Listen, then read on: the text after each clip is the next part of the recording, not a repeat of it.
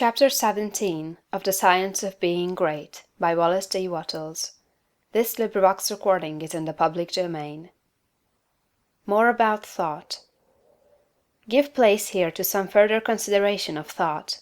You will never become great until your own thoughts make you great, and therefore it is of the first importance that you should think. You will never do great things in the external world until you think great things in the internal world. And you will never think great things until you think about truth, about the verities. To think great things, you must be absolutely sincere, and to be sincere, you must know that your intentions are right. Insincere or false thinking is never great, however logical and brilliant it may be. The first and most important step is to seek the truth about human relations, to know what you ought to be to other men, and what they ought to be to you. This brings you back to the search of a right viewpoint. You should study organic and social evolution. Read Darwin and Walter Thomas Mills, and when you read, think. Think the whole matter over until you see the world of things and men in the right way. Think about what God is doing until you see what He is doing. Your next step is to think yourself into the right personal attitude. Your viewpoint tells you what the right attitude is, and obedience to the soul puts you into it. It is only by making a complete consecration of yourself to the highest that is within you that you can attain to sincere thinking.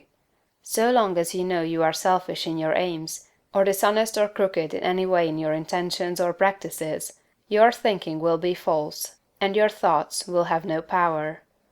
Think about the way you are doing things, about all your intentions, purposes, and practices, until you know that they are right. The fact of his own complete unity with God is one that no person can grasp without deep and sustained thinking. Anyone can accept the proposition in a superficial way, but to feel and realize a vital comprehension of it is another matter. It is easy to think of going outside of yourself to meet God, but it is not easy to think of going inside yourself to meet God. But God is there, and in the Holy of Holies of your own soul, you may meet Him face to face. It is a tremendous thing, this fact that all you need is already within you, that you do not have to consider how to get the power to do what you want to do, or to make yourself what you want to be. You only have to consider how to use the power you have in the right way. And there is nothing to do but to begin. Use your perception of truth. You can see some truth today. Live fully up to that, and you will see more truth tomorrow. To rid yourself of the old false ideas, you will have to think a great deal about the value of man, the greatness and worth of a human soul. You must cease from looking at human mistakes and look at successes. Cease from seeing faults and see virtues. You can no longer look upon men and women as lost and ruined beings that are descending into hell. You must come to regard them as shining souls who are ascending toward heaven. It will require some exercise of will-power to do this, but this is the legitimate use of the will, to decide what you will think about and how you will think. The function of the will is to direct thought.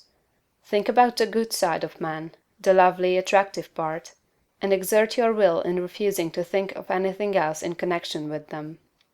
I know of no one who has attained to so much on this one point as Eugene V. Debs, twice the Socialist candidate for President of the United States. Mr. Debs reverences humanity.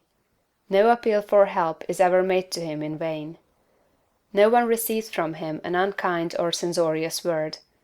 You cannot come into his presence without being made sensible of his deep and kindly personal interest in you.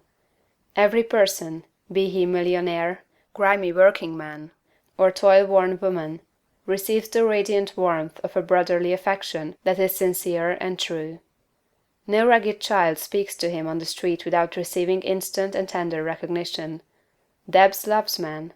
This has made him the leading figure in a great movement, the beloved hero of a million hearts, and will give him a deathless name. It is a great thing to love man so, and it is only achieved by thought. No thing can make you great but thought.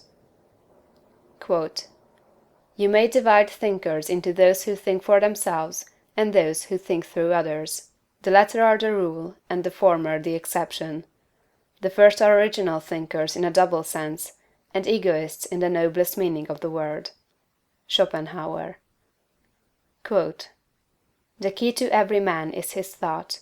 Sturdy and defiant though he look, he has a helm which he obeys, which is the idea after which all his facts are classified.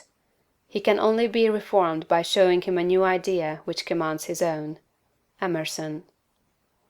Quote, "All truly wise thoughts have been thought already thousands of times, but to make them really ours, we must think them over again honestly till they take root in our personal expression." Goethe. Quote, "All that a man is outwardly is but the expression and completion of his inward thought. To work effectively he must think clearly. To act nobly he must think nobly." Channing. Quote, "Great men are they who see that spirituality is stronger than any material force, that thoughts rule the world." Emerson. Quote, "Some people study all their lives, and at their death they have learned everything except to think." Domergue. Quote, "It is the habitual thought that frames itself into our life. It affects us even more than our intimate social relations do. Our confidential friends have not so much to do in shaping our lives as the thoughts have which we harbor." J. W. Thiel. Quote, "When God lets loose a great thinker on this planet, then all things are at risk. There is not a piece of science but its flank may be turned tomorrow. Nor any literary reputation, or the so-called eternal names of fame that may not be refused and condemned." Emerson. Think, think, think. End of chapter 17.